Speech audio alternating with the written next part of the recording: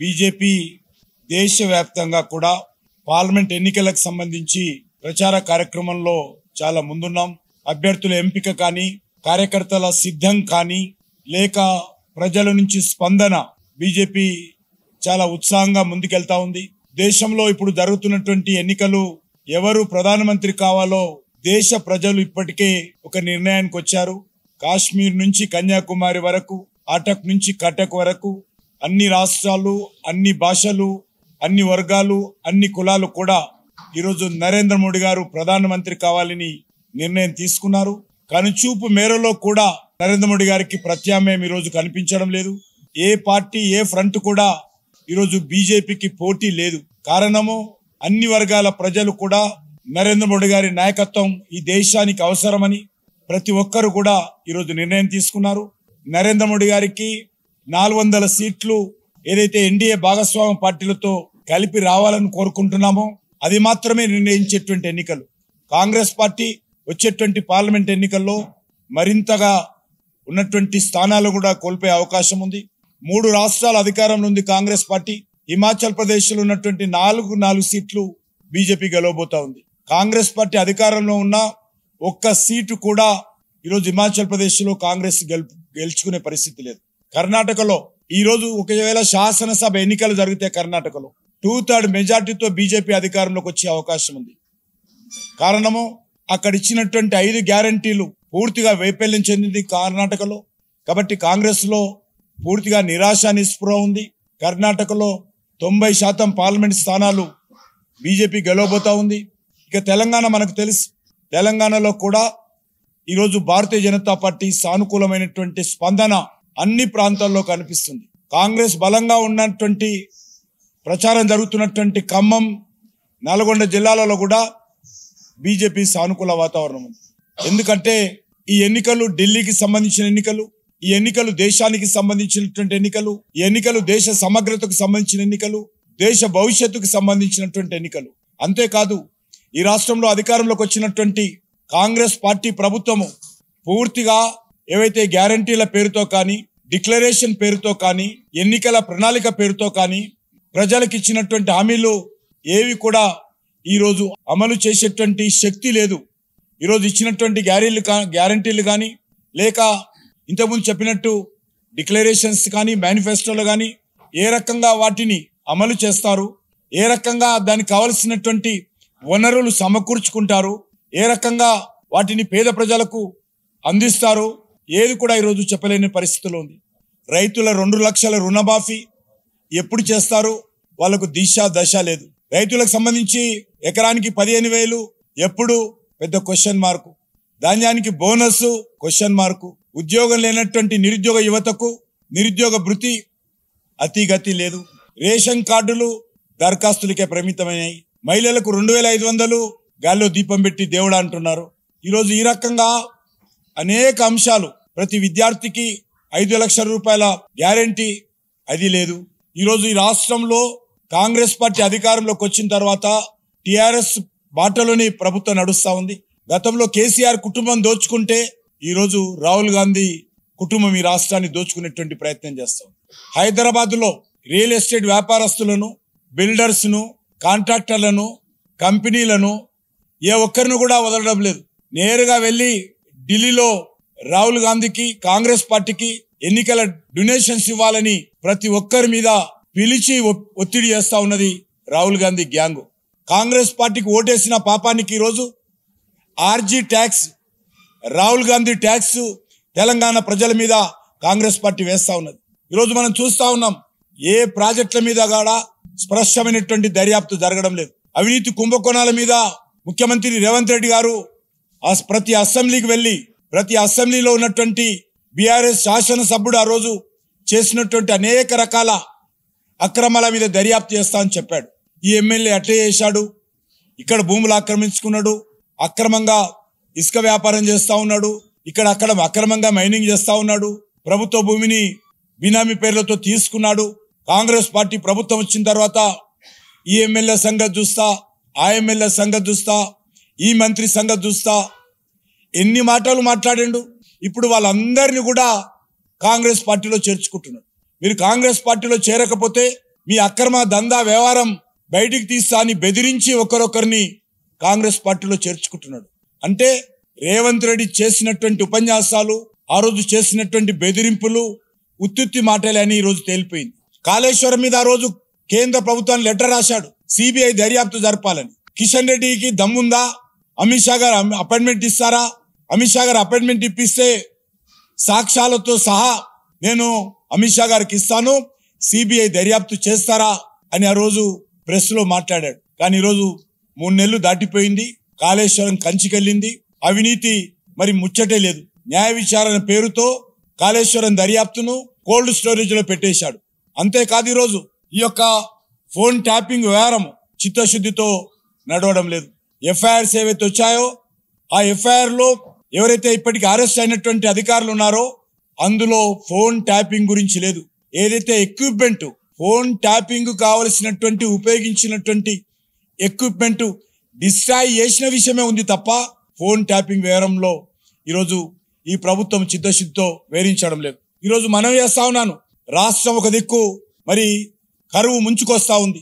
అనేక ప్రాంతాలలో తాగునీటి ఎద్దడికి ప్రమాదాలు ఏర్పడతా ఉంది. హైదరాబాద్ నగరంతో సహా ఈరోజు తాగునీటి ఎద్దడి ఏర్పడేటువంటి అవకాశం ఉంది. విద్యుత్ కోత అప్పుడే ప్రారంభమైంది. వ్యవసాయ రంగానికి, పారిశ్రామిక రంగానికి, గృహ అవసరాలకు, వ్యాపార అవసరాలకు విద్యుత్ కోతలు ఏర్పడతా ఉన్నాయి. దీన్ని ఏ రకంగా అధిగమించేటువంటి పరిస్థితితో ఈరోజు కాంగ్రెస్ పార్టీ ప్రభుత్వంలో కనిపించడం లేదు. ఈరోజు తెలంగాణ ప్రజల పరిస్థితి పెంక మీద నుంచి పొయ్యిలో పడ్డట్టు అయిపోయింది. దొంగలు పోయి గజ దొంగలు వచ్చినట్టుగా ఉంది ఈరోజు తెలంగాణలో.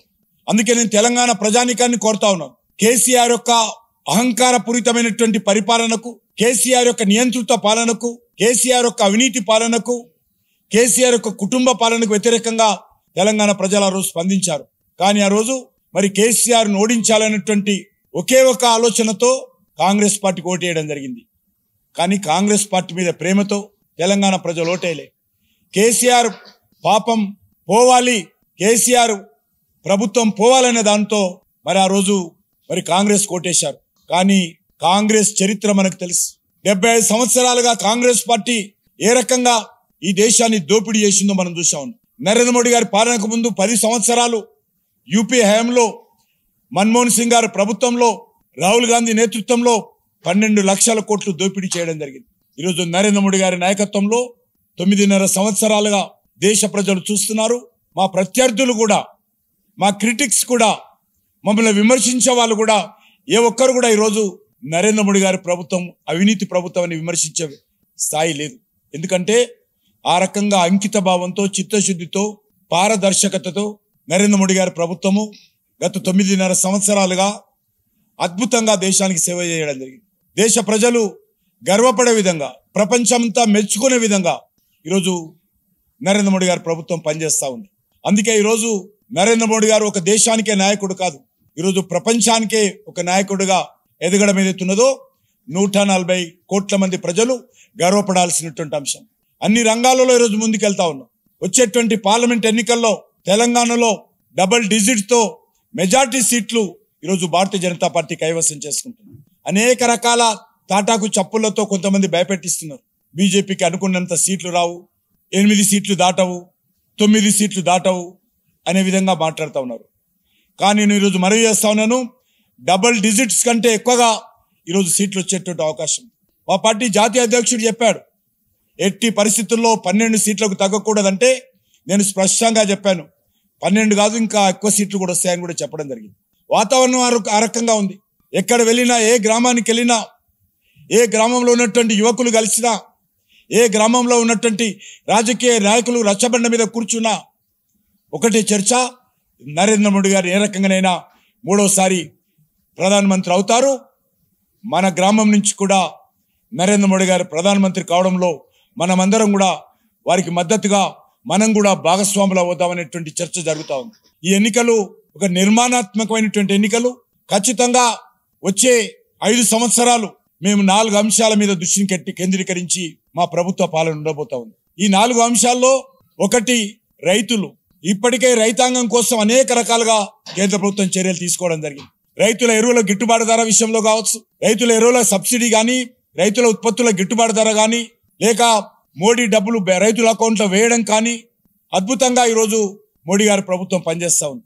ప్రతి ఎకరానికి ప్రతి సంవత్సరము ఎరువుల సబ్సిడీ పైన సుమారు 19,000 రూపాయలు నరేంద్ర మోడీ గారి ప్రభుత్వము రైతులకు అందిస్తా ఉంది, సబ్సిడీ రూపంలో అందిస్తా ఉంది. ప్రపంచమంతా కూడా ఎరువుల ధరలు పెరగనటువంటి దేశము నరేంద్ర మోడీ గారి నాయకత్వంలో భారతదేశం మాత్రమే.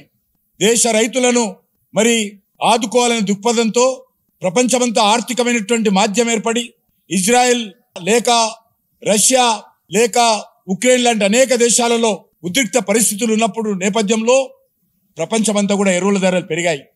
కానీ పెరగనటువంటి దేశము భారతదేశం మాత్రమే. ఇటీవల క్యాబినెట్లో నిర్ణయం చేయడం జరిగింది. ఏమైనప్పటికీ కూడా ఎట్టి పరిస్థితుల్లో ఎరువుల ధరలు పెరగకుండా మనం రైతులకు అండగా ఉందామని చెప్పి ప్రధానమంత్రి గారు క్యాబినెట్ మీటింగ్లో చెప్పడం జరిగింది.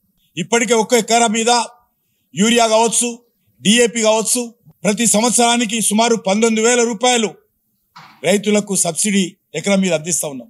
అంతేకాకుండా తెలంగాణ రాష్ట్రంలో ధాన్యం కొనుగోలు మీద ప్రతి సంవత్సరము 26,000 కోట్ల రూపాయలు కేంద్ర ప్రభుత్వం ఖర్చు పెడతా ఉంది.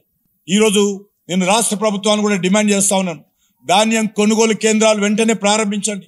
ప్రతి న్యాయ పైసా కేంద్ర ప్రభుత్వం ఖర్చు పెడుతుంది. బస్తాల నుంచి మొదలు పెడితే మరి బస్తాలు ఎత్తేటువంటి అమాలీ ఛార్జీలు కూడా, ట్రాన్స్పోర్ట్ ఛార్జీలు కూడా కేంద్ర ప్రభుత్వం చెల్లిస్తుంది. కాబట్టి తెలంగాణ రైతులకు ఏ మాత్రం ఇబ్బంది కలగకుండా ధాన్యం కొనుగోలు చేయండి. కేంద్ర ప్రభుత్వము పూర్తిగా కొనుగోలు చేస్తుంది. దానికి కావలసినటువంటి అన్ని రకాల ఖర్చు నరేంద్ర మోడీ గారి ప్రభుత్వం భరిస్తుంది. కాబట్టి రానున్నటువంటి 5 సంవత్సరాలు కూడా మా లక్ష్యము రైతులను మరింతగా ఆదుకునేటువంటి, వ్యవసాయ రంగాన్ని ముందు తీసుకెళ్లేటువంటి కార్యాచరణ ప్రణాళిక భారతీయ జనతా పార్టీ వచ్చే 5 సంవత్సరాలు డెడికేషన్తో పనిచేస్తాము. రెండో సెక్టారు మహిళలకు సంబంధించి ఈరోజు పొదుపు సంఘాలను ప్రోత్సహించే కార్యక్రమం, పొదుపు సంఘాలకు 20 లక్షల రూపాయలు రుణాలు ఇచ్చే కార్యక్రమం, పొదుపు సంఘాలకు అన్ని రకాలుగా అండగా ఉండేటువంటి కార్యక్రమం, బ్యాంకుల నుంచి ఇతోధికంగా రుణ సాయం ఇచ్చే కార్యక్రమం, పొదుపు సంఘాలకు స్కిల్ ట్రైనింగ్ ఇచ్చేటువంటి కార్యక్రమం పెద్ద ఎత్తున మేము చేపట్టబోతా ఉన్నాం. రానున్న రోజుల్లో ప్రతి గ్రామంలో కూడా ఒక డ్రోన్ ఇచ్చి, మరి డ్రోన్ అక్క పేరు మీద ఈరోజు ప్రతి గ్రామంలో మహిళలకు శిక్షణ ఇచ్చి డ్రోన్ల ద్వారా వ్యవసాయదారులకు, రైతాంగానికి ఆదుకునేటువంటి ప్రయత్నం చేయబోతున్నాం. 75 సంవత్సరాలుగా సైనిక్ స్కూళ్ళల్లో మహిళా అభ్యర్థులకు అడ్మిషన్ లేకుండా ఉండేది, కానీ ఈరోజు కల్పించాం. అంతేకాకుండా పేద ప్రజలను అన్ని రకాలుగా ఆదుకునేటువంటి కార్యక్రమం. ఇప్పటికే మీకు తెలుసు, ప్రతి పేదవాడి ఇంట్లో టాయిలెట్ నిర్మాణం చేసే కార్యక్రమం, ప్రతి పేదవాడి ఇంట్లో గ్యాస్ కనెక్షన్ ఇచ్చే కార్యక్రమం, ప్రతి పేదవాడికి ఆయుష్మాన్ భారత్ పేరు మీద 5 లక్షల రూపాయల వైద్య సహకారం అందించే కార్యక్రమం, ప్రతి పేదవాడి ఇంట్లో నల్లా ద్వారా దేశవ్యాప్తంగా నీళ్ళు ఇచ్చే కార్యక్రమం, ప్రతి పేదవాడికి ఈరోజు మరి అన్ని రకాలుగా అండగా నిలబడడం కోసము భారతీయ జనతా పార్టీ ప్రభుత్వము ముందుకు వస్తున్న విషయం మీకు తెలుసు. వచ్చే 5 సంవత్సరము అన్ని రకాలుగా పేదవాడు తన కాళ్ళ మీద తాను నిలబడే విధంగా మరి ఈరోజు బ్యాంకుల ద్వారా కేంద్ర ప్రభుత్వం పెద్ద ఎత్తున ఆర్థిక సహకారము పేదవాడికి అందించబోతున్నామని మనం చేస్తా ఉన్నాం. యువకులను కూడా వచ్చే 5 సంవత్సరాలు మా ప్రభుత్వము అంకిత భావంతో అన్ని రకాలుగా యూత్ ఎంపవర్మెంట్ కోసం కృషి చేస్తాము. యువకులకు సంబంధించి ఉపాధి అవకాశాలు మెరుగుపరుస్తాం. మ్యానుఫ్యాక్చరింగ్ యూనిట్లో పెద్ద ఎత్తున ఉద్యోగ అవకాశాలు కల్పిస్తాం. యువకులకు సంబంధించి నూతన విద్యా విధానంలో వాళ్ళకు సులువైనటువంటి మరి అన్ని రకాలుగా మరి వాళ్ళకు స్కిల్లింగ్ నేర్పించేటువంటి కార్యక్రమం ఎడ్యుకేషన్ విధానంలో అందుబాటులో తీసుకొచ్చి పెద్ద ఎత్తున నూతన విద్యా విధానం ద్వారా యువతకు అన్ని రకాలుగా అండగా ఉండేటువంటి కార్యక్రమం చేపడతాం.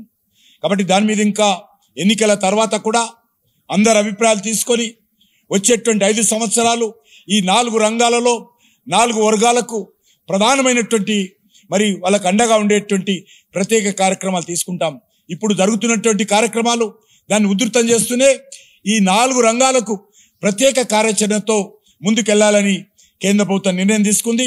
ఆ దిశలోనే మేము ముందుకెళ్తామని చెప్పి ఈ సందర్భంగా మనవిచేస్తూ, మహబూబ్నగర్ జిల్లాలో ఏదైతే నాగర్ కర్నూల్ అదేవిధంగా పాలమూరు ఈ 2 స్థానాలు కూడా భారతీయ జనతా పార్టీ విజయం సాధిస్తాము. మంచి మెజార్టీతో విజయం సాధిస్తాం. ఇక్కడ ఉన్నటువంటి ప్రజలు ఇప్పటికే నిర్ణయం చేసుకున్నారు. గతంలోనే ఇక్కడ పోటీ చేసినటువంటి మరి భారతీయ జనతా పార్టీ జాతీయ ఉపాధ్యక్షురాలు మరి కొద్ది తేడాతో ఓడిపోవడం జరిగింది. ఈసారి తప్పకుండా ఈ సీటు విజయం సాధిస్తాము. తప్పకుండా నరేంద్ర మోడీ గారి ప్రభుత్వంలో మహబూబ్ నగర్ పార్లమెంట్ నియోజకవర్గ ప్రజలు కూడా భాగస్వాములు కాబోతున్నారు. ఇక్కడి నుంచి కూడా మంచి మెజార్టీతో డికే అరుణ గారిని మహబూబ్ నగర్ జిల్లా ప్రజలు గెలిపించి పంపిస్తారని చెప్పి ఈ సందర్భంగా మనవి చేస్తున్నాను. ఆ దిశలో రాజకీయాలకు అతీతంగా గత శాసనసభ ఎన్నికల్లో మీరు బీజేపీకి ఓటు వేయకపోవచ్చు మెజార్టీ ప్రజలు, కానీ ఈ ఎన్నికల్లో అందరూ కూడా దేశం కోసం, దేశ అభివృద్ధి కోసం, దేశ భవిష్యత్తు కోసం, దేశంలో శాంతి భద్రతల పరిరక్షణ కోసం, దేశంలో వ్యవసాయ రంగ అభివృద్ధి కోసం, దేశంలో ఆధ్యాత్మికమైనటువంటి చింతన కోసం ఖచ్చితంగా ఈరోజు నరేంద్ర మోడీ గారి నాయకత్వంలో భారతీయ సంస్కృతి, భారతీయ జాతీయ భావజాలం కోసం మరి నరేంద్ర మోడీ గారికి అండగా మహబూబ్ నగర్ ప్రజలు ఉంటారు. ఎందుకంటే మహబూబ్ నగర్ జిల్లా మొదటి నుంచి కూడా భారతీయ జనతా పార్టీకి బలమైనటువంటి జిల్లా. ఇప్పుడు మంచి సానుకూలమైనటువంటి వాతావరణం ఉంది. అదేవిధంగా నాగర్ కర్నూలులో కూడా ఒక యువకుడిని, ఒక విద్యావంతుడిని మరి ఈరోజు మేము అభ్యర్థిగా నాగర్ కర్నూలు నుంచి పెట్టాము. తప్పకుండా ఈ 2 స్థానాలు కూడా ఇక్కడ నుంచి గెలిపించాల్సిందిగా నేను మహబూబ్ నగర్ జిల్లా ప్రజలకు ఈ సందర్భంగా మనవి చేస్తూ, మేము ఈ ఎన్నికలు ప్రధానంగా డోర్ టు డోర్, ఇంటింటికి వెళ్ళేటువంటి కార్యక్రమం మీద దృష్టిని కేంద్రీకరిస్తాం. పెద్ద సభలు ఇప్పటికే చాలా జరిపాము. ఈ వచ్చేటువంటి నెల రోజుల పాటు మా పార్టీ కార్యకర్తలు ఇంటింటికి వెళ్ళడము, ప్రతి ఇంట్లో ఉన్నటువంటి ఓటర్లను కలవడము, నరేంద్ర మోడీ గారి నాయకత్వం యొక్క ఆవశ్యకతను, భారతీయ జనతా పార్టీ యొక్క విజయం ఆవశ్యకతను ప్రజలకు తెలియజేసి ప్రతి ఇంటి నుంచి మద్దతు కూడగట్టేటువంటి కార్యక్రమానికే వచ్చే నెల రోజుల పాటు భారతీయ జనతా పార్టీ దృష్టిని కేంద్రీకరిస్తుంది. మధ్యలో నాయకులు వచ్చినప్పటికీ మా కార్యక్రమము, మా ఎన్నికల ప్రధానమైనటువంటి లక్ష్యము డోర్ టు డోర్ క్యాంపెయిన్, ఇంటింటికి వెళ్ళడమే అని చెప్పి ఈ సందర్భంగా మనవి చేస్తూ, దానికి సంబంధించినటువంటి కార్యాచరణ రూపొందించడం కోసమే ఈరోజు నేను ఈ యొక్క పాలమూరు మరి నగరానికి రావడం జరిగింది. ఎందుకంటే ఎప్పుడైనా కూడా నేను ఏ కార్యక్రమం చేపట్టినా పాలమూరు నుంచే చేపడతాను. కాబట్టి ఈరోజు కూడా ఎన్నికలు ప్రకటించిన తర్వాత మొట్టమొదటి కార్యక్రమం పాలమూరు నుంచే చేపట్టాలనే దృక్పథంతో నేను ఇక్కడ నుంచే ప్రారంభిస్తున్నాను. నాకు పాలమూరు అంటే మరి ఎనలేనటువంటి అనుబంధము, ప్రేమ ఉంటుంది. కాబట్టి ఏ కార్యక్రమం నేను తెలంగాణకు ముందు తెలంగాణ పోరుయాత్ర కానీ, ఇటీవల భారతీయ జనతా పార్టీ నేతృత్వంలో విజయ సంకల్ప యాత్ర కానీ, లేక అనేక సార్లు నేను ఏ కార్యక్రమం చేపట్టినా కూడా మొట్టమొదట నేను పాలమూరు నుంచే ప్రారంభిస్తాను. అందుకే నేను పాలమూరు నుంచే ఈ రోజు నుంచి మరి ఈ యొక్క పార్టీ సమీక్షా సమావేశాలు నిర్వహించేటువంటి ప్రచార కార్యక్రమానికి, పార్టీ యంత్రాంగాన్ని సిద్ధం చేసేటువంటి కార్యక్రమానికి పాలమూరు నుంచే ప్రారంభిస్తున్నాను. ధన్యవాదాలు.